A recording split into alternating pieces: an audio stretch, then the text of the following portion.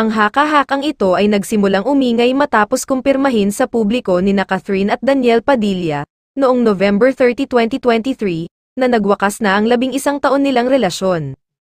Ayon sa kumakalat na balita, marami na raw ang nanliligaw na TV network at talent management ngayon kay Catherine.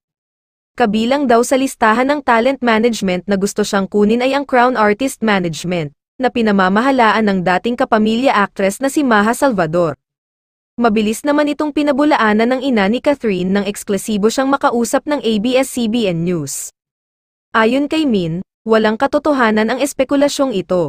Maaaring naging basehan daw ng netizens ang hiwalayan ng Kathniel, ngunit hindi raw totoong aalis si Catherine sa poder ng Star Magic. Paglilinaw niya, no, hindi siya aalis ng Kapamilya Network. Noong December 2, naglabas din ng official statement ang ABS-CBN hinggil sa hiwalayan ni Catherine at Daniel. Nirerespeto raw nila ang desisyon ni Catherine at Daniel, kalakip ang pakiusap sa publiko na huwag nang dagdagan pa ang isyu sa pagpapakalat ng maling impormasyon ukol sa dahilan ng hiwalayan ng dalawa.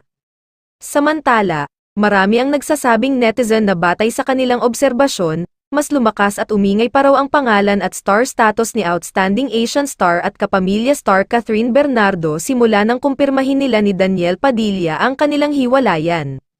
Nakuha raw kasi ni Catherine ang simpatsya at pagmamahal ng madlang people, lalo na ng kababaihang kagaya niya ay nakaranas din ng hiwalayan sa kani-kanilang partners. Patunay na kahit buwag na ang Kathniel, hindi natinag sa tuktok ang career ni Catherine, dumagsa pa ng offer ng endorsement sa kanya.